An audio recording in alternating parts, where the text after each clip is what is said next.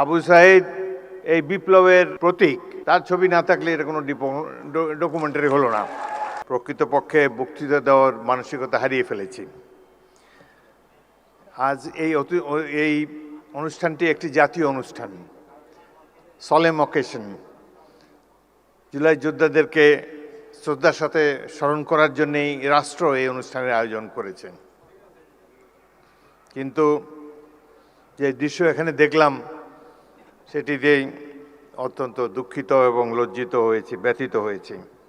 সকালটা ভালোই কেটেছিল, টেলিভিশনে দেখেছি জুলাই জাদুঘর উদ্বোধনী অনুষ্ঠানটি। সেখানে মাননীয় প্রধানমন্ত্রী এবং অন্যান্য দেশের বিশিষ্ট ব্যক্তিবর্গ ছিলেন। জুলাই যোদ্ধাদের একটি মিলন মেলা দেখতে পেয়েছিলাম সকালে।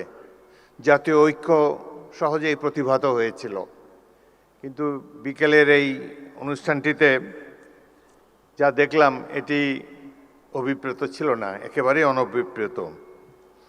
জাতীয় অনুষ্ঠানে আমরা তো জাতীয় ঐক্যের কোনো বহিঃপ্রকাশ দেখাতে পারলাম না। ভুল তো মানুষ করেই, নিশ্চয়ই এখানে ডকুমেন্টারিতে অনেক ভুল আছে। প্রথম ভুল আমি দেখেছি সেখানে তো আবু সাইদের ছবিই নাই। আবু সাইদ এই বিপ্লবের প্রতিচ্ছবি, প্রতীক, তার ছবি না থাকলে এটা কোনো ডকুমেন্টারি হলো না। সেখানে আরও নাই দেশনেত্রী বেগম খালেদা জিয়ার ছবিও তো নাই। সুতরাং কিছু ভুল হয়েছে এবং এই ভুল মাননীয় মন্ত্রী জোর হাতে স্বীকার করেছেন, ক্ষমা চেয়েছেন, বারংবার ক্ষমা চেয়েছেন। তারপর তো শান্ত হওয়া উচিত এই ধরনের একটা জাতীয় অনুষ্ঠানে। এটাকে পুষে সংসদের মতো একটা ওয়াকআউট, এটি বাঞ্ছনীয় নয়।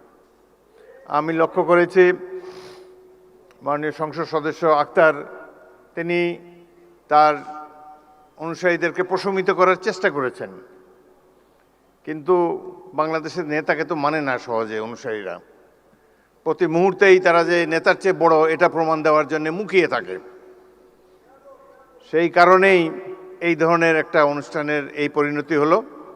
এখানে যারা বিদেশি বসা ছিল, আমি মনে মনে চিন্তা করছিলাম যে ইংরেজিতেই ভাষণ দেব, বিদেশিরা দেখুক 16 বছর আমরা কিভাবে কাটিয়েছি, কিন্তু তারা তো চলেই গিয়েছে। যাই হোক, জাতীয় অনুষ্ঠানে এই ধরনের বিশৃঙ্খলতা মোটেই কাম্য ছিল না। ভাই, আমরা তো জনগণের ভোট নিয়ে এখানে এসেছি, জনগণের নির্বাচিত প্রতিনিধি আমরা, হাওয়ার থেকে উড়ে এসে বসি নাই এখানে।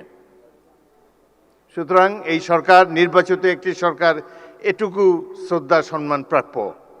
ভুল তো আমরা করি, আরও হয়তো সামনে আরও ভুল করব, সেই ভুল করলে তার জন্য মাসুলও দেব, কিন্তু সবাই মিলে ভুল সংশোধন করতে চাই।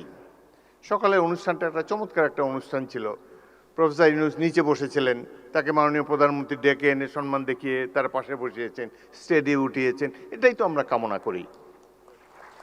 সবাইকে আমরা সম্মান করতে চাই, কাউকে অপমান করার চেষ্টা চাই না। এখানে বক্তব্য দেওয়ার সময় কেউ বুয়া বুয়া বলে চিৎকার করে, রাষ্ট্রীয় অনুষ্ঠানে কি এগুলো মানায়? কবে আমরা শিখব? যাই হোক, অত্যন্ত দুঃখজনক। আমি আরও বেদনার্ত হয়েছি, অভিভূত হয়েছি। মা তার অন্ধ ছেলেকে নিয়ে এখানে দাঁড়িয়েছেন। তার ছেলেটি চোখ হারিয়েছে গণতন্ত্র পুনরুদ্ধারের জন্যে, আইনের শাসন কায়েম করার জন্যে। আজকে তারা আমাদের সামনে এসে দাঁড়িয়ে যদি মর্যাদাই না পান, তাদেরকে যদি আবারও ছোটোখাটো চাওয়া পাওয়ার জন্য মন্ত্রীদের দ্বারে দ্বারে ঘুরতে হয়, সেটি জাতির জন্য লজ্জা। আমি আপনাদেরকে আশ্বস্ত করতে চাই, এখানে দুজন মন্ত্রী, নিচে জুনায়েদ সাকিব মাননীয় মন্ত্রী চমৎকার বক্তব্য দিয়েছেন। এই সরকার তো আপনাদের নির্বাচিত সরকার, আমরা ভুল করলে আমাদেরকে শুধরিয়ে দিবেন।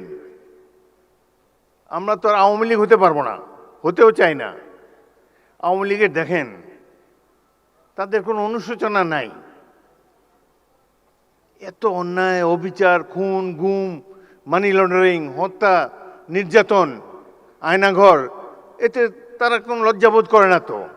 আবার বলে যে ডিসেম্বর মাসে আসেন, দেশে এসে পদার্পণ করবেন। আমরা অপেক্ষা করে আছি, আসেন দেশে। দেশে আছেন, দেখা হবে ইনশাল্লাহ রাজপথে। 27 বছর বয়সে মুক্তিযুদ্ধ করেছি, এখন 82 বছর বয়সে আরেকটা করব বাংলাদেশের জন্যে। বাংলাদেশের জনগণের শাসন গণতন্ত্র চিরস্থায়ী করে যাব আমরা। রক্ত দিয়েছি এই দেশের জন্য, যুদ্ধে আহত হয়েছিলাম 1971 সালে। এই ধরনের বাংলাদেশ দেখার জন্য নয়। ইনশাল্লাহ জুলাইয়ের যে ইতিহাস, গৌরবের ইতিহাস, পৃথিবীতে অনেক রাষ্ট্র আছে, তাদের এরকম নাগরিক নাই যে উদ্ধত সঙ্গীনের সামনে দুহাত তুলি আবু সাইদের মতো দাঁড়াতে পারবে। কোন জাতি এত সাহসী? আমরা সেই জাতি, তাদেরকে নিয়ে আমরা গর্ববোধ করি। আপনারা যারা এখানে এসেছেন, জুলাই যোদ্ধারা, মন খারাপ করবেন না। যারা জীবন দিয়ে গেছে 71 সালে, তারাও কিছু পায় নাই। আপনারাও যা প্রাপ্য হয়তো পাবেন না, কিন্তু এই সরকারের কাছ থেকে নিশ্চয়ই সম্মান আপনারা পাবেন। আমরা সেই সম্মান আপনাদেরকে দেব। গরিব দেশে যতটুকু সাধ্য আছে সব কিছু উজাড় করে দেব আপনাদের কল্যাণের জন্যে।